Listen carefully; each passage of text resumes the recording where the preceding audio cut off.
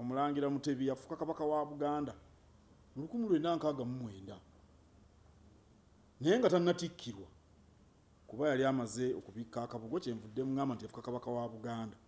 Yaddako eka mu 1971 okutereka enjole ya kitaawe. Kabaka Muteesa yakisiza omukono e Bungereza n'aziikibwa bannamagye tugambe be baakuliramu enteekateeka z'okumuziika aba Grenadier Guards kuba yalina ekibinja kye bayita Grenadier Guards kye yalimu kubanga kabaka bwe yagenda okusoma e Bungereza yayingira amagye ne bamutendeka mu byekinnamagye ne bamuteeka mu kibinja kye bayita Grenadier Guards era baamuziika mu awantu. Kaakati Amini bw'awamba mu 1971 n'asalawo okuzza enjole ya Muteesa ku butaka aziikibwe mu kitiibwa kuba ye President wa Uganda eyasooka ate era yali kabaka wa Buganda owa 35. Ebyafaayo ebya Kabaka Muteesa okufuuka President wa Uganda omubereberye ndowooza abantu nabo babimanyi.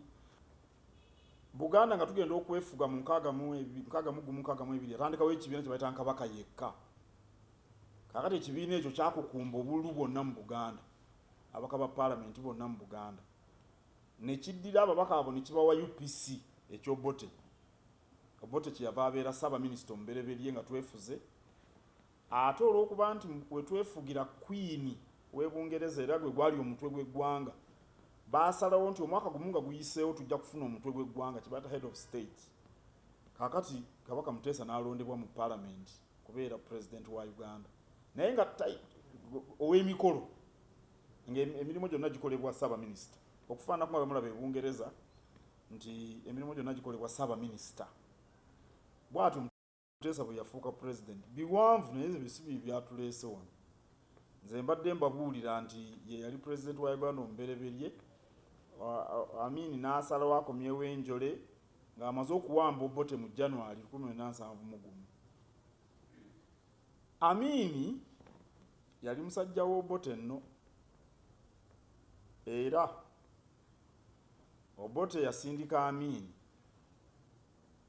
ekkongo eyo mu lutalo olw'e Katanga. Amini n'anyagayo zaabu. Bagamba ebyava mu zaabu byagabanwa Amini n'Obote. Felix Onama yali minisita w'ebyokwerinda n'omulala awo gwe neerabidde.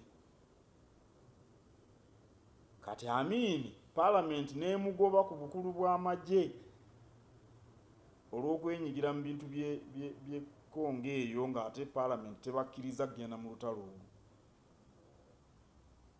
Naye ate ye Obote yakuza bukuza Amini.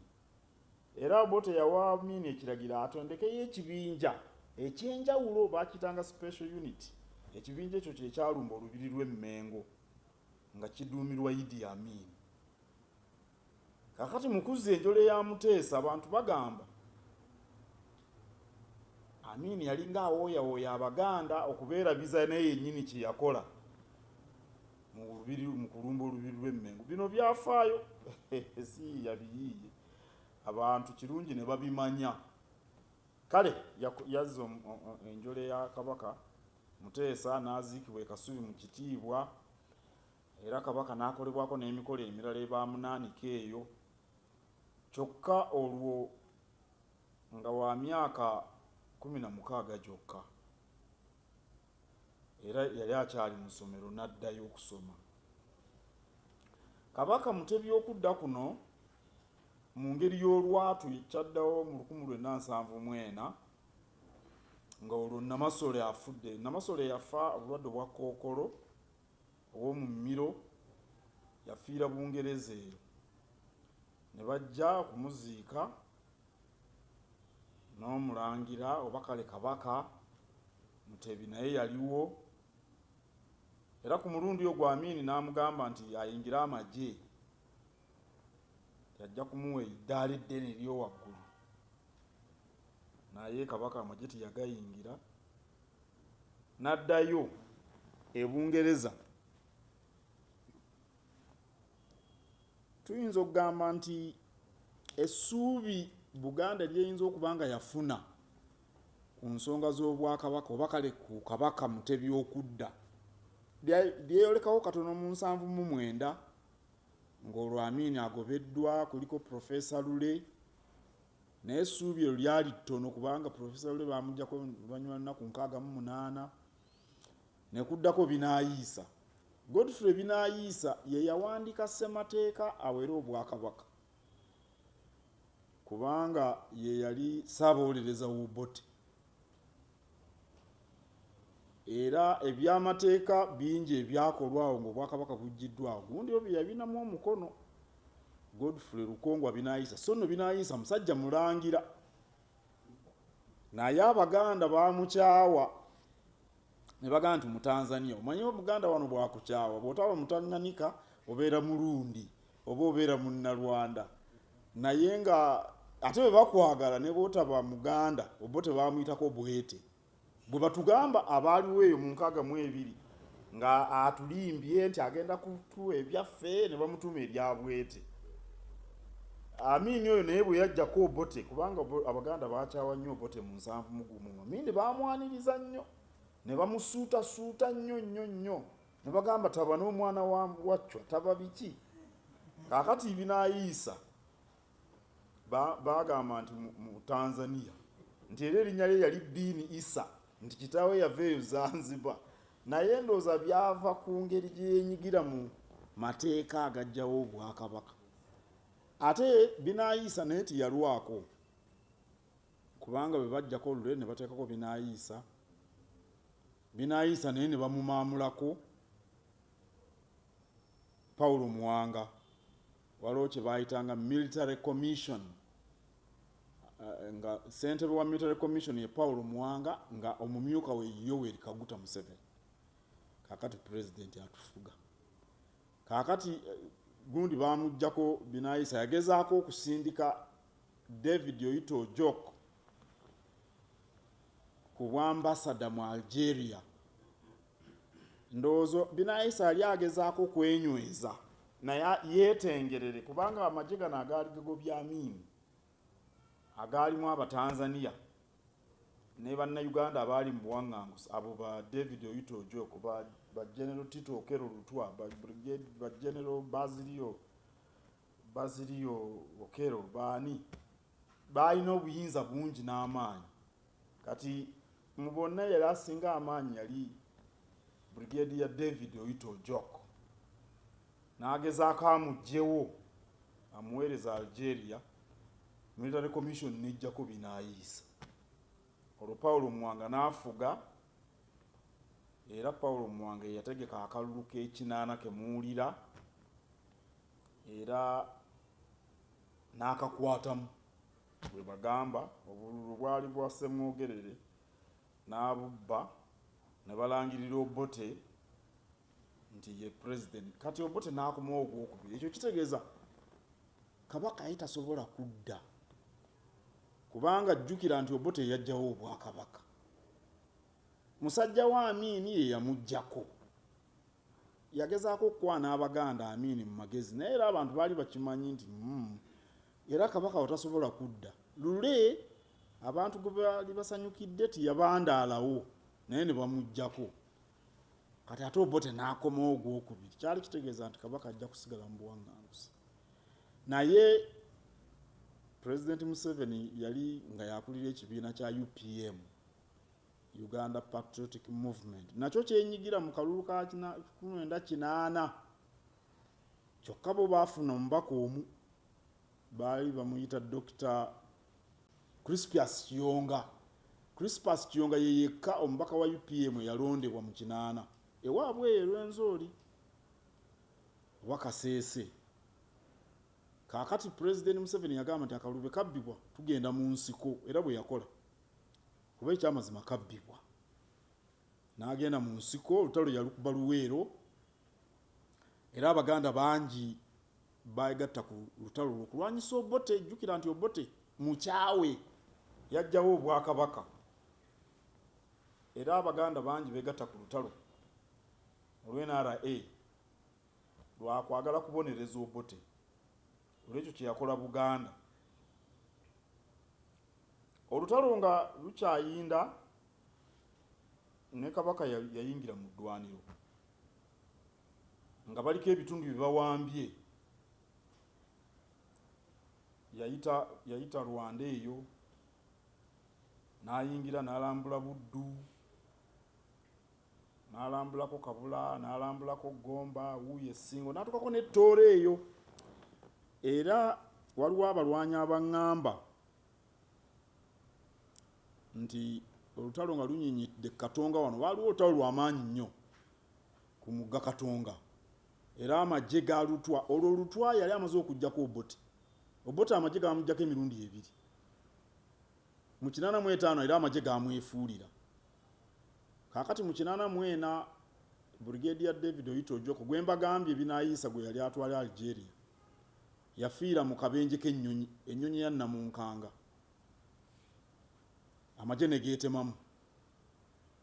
Obote bwe yalonda Brigadier Smith upon Achak nga Chief of Staff, amagye ne geetemamu, abacholi ne badda oludda lumu, abalango ne badda oludda lulala, ng'ate be baali abangi mu magye. Amagye ne gajjako Obote mu 85 July. Kaakati ago ge gaali galwanagana n'eggye lya NRA ku Katonga, era ensiitano yali y'amaanyi.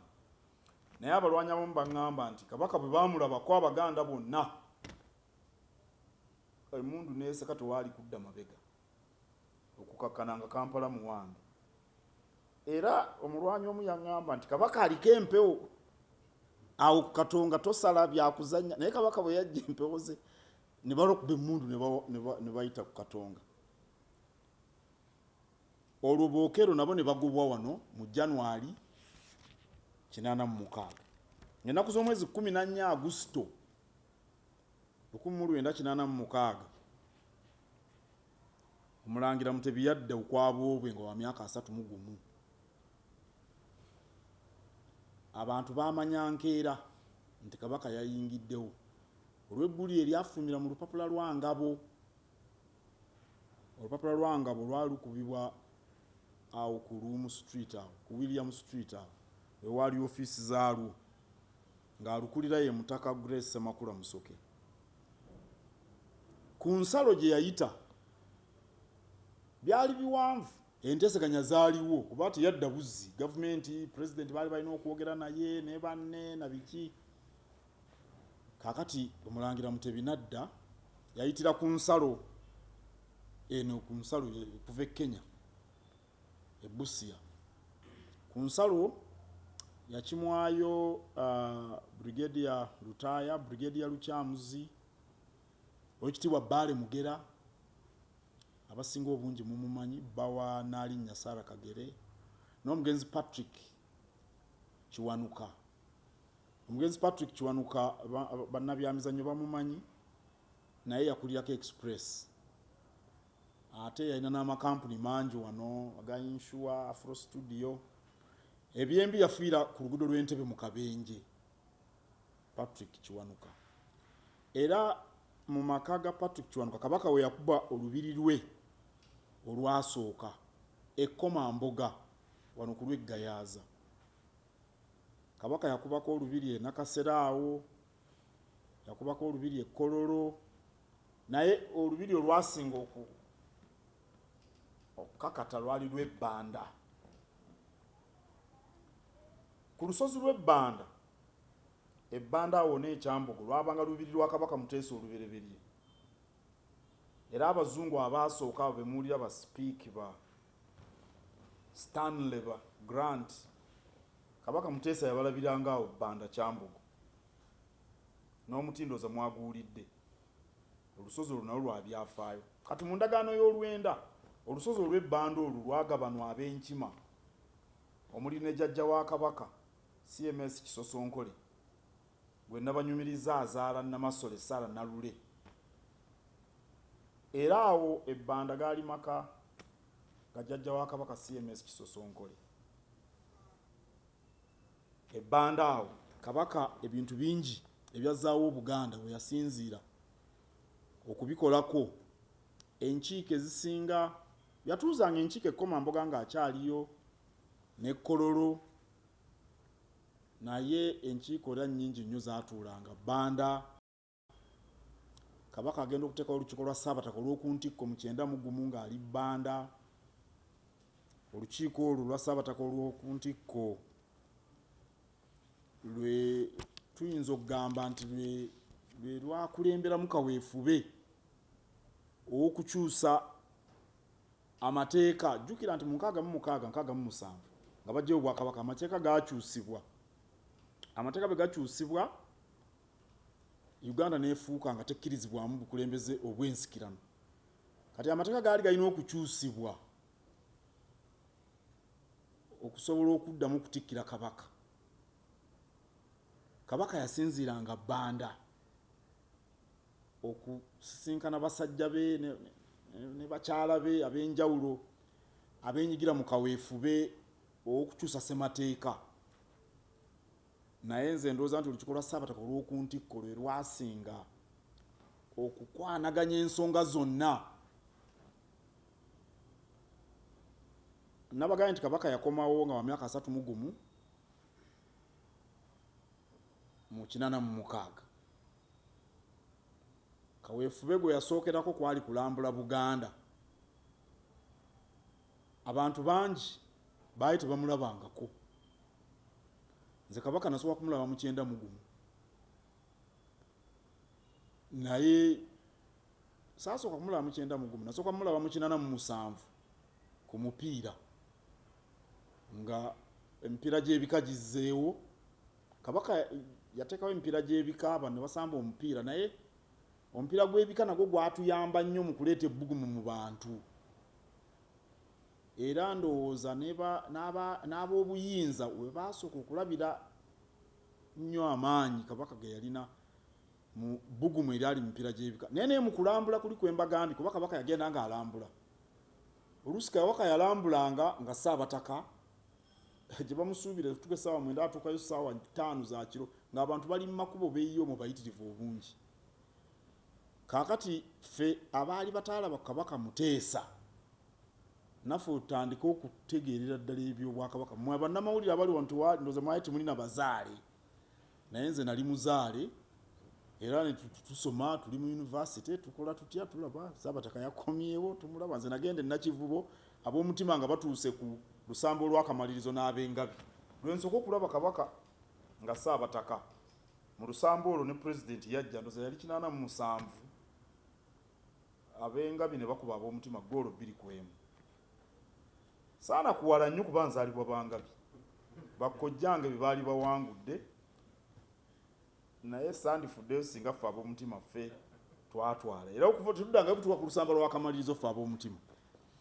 Naye nga Kabaka mu budde obwo ng'alina abantu b'akola nabo abamuwa amagezi ku nsonga ez'enjawulo. Kati olukiiko lwa Ssaabataka lwe mbagambye yaluteekawo mu 91 nga Kabaka alina emyaka 36.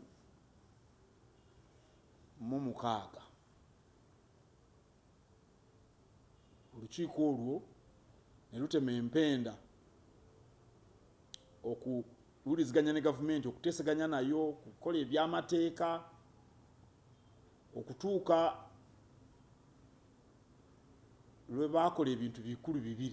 Ekisooka, gavumenti yasalawo okutuddiza ebintu byaffe, era eno ensonga lwaki kakati ndi wano mu Bulange we twogerera, kubanga ekizimbe kino Obote bwe yawamba Obwakabaka yakifuula ekitebe ekikulu eky'amagye. Ennyumba eno Kabaka Muteesa yagiggulawo mu Desemba 1955 ng'avudde mu buwaŋŋanguse. Ennyumba eno Bulange. Naye ndowooza Obote okwagala okutufeebeza ddala n'asalawo agifuule ekitebe ekikulu eky'amagye, n'olubiri n'alufuula enkambi ey'amagye. Mu nsi ezimu bajjawo Obwakabaka naye ebifo ebikulu ne babirekawo nga bya bulambuzi. Naye ffe ndowooza yayagala kutulumya. Wano ne bateekawo amagye, barakisi ne zigenda mu lubiri. Kale bino byonna byali birina okusooka okununulwa. Era amateeka gaali galina okuyisibwa. Mu budde obwo olukiiko lwalukola amateeka lwali luyitibwa NCC, National Consultative Council. Lwe lukiiko lwaluyisa amateeka. lwe lukiiko lwateekebwawo ng'NRM eze mu buyinza. Mu budde obwo ssentebe yali alukubiriza gw'oyinza okuyita sipiika leero ye Haji Moses Kigongo. Naye olunaku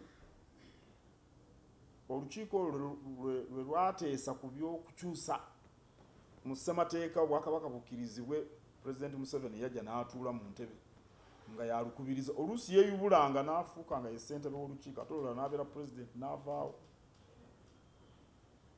Kaakati amateeka ne gakyuka nga Julayi 31, 1993 nga Kabaka alina emyaka 38, Kabaka Ronald Mutebi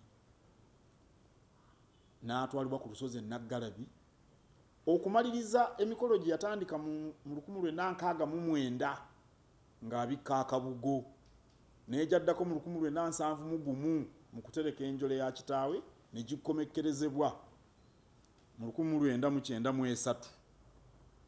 Olwo n'afuuka Kabaka wa Buganda owa 36 omujjuvu.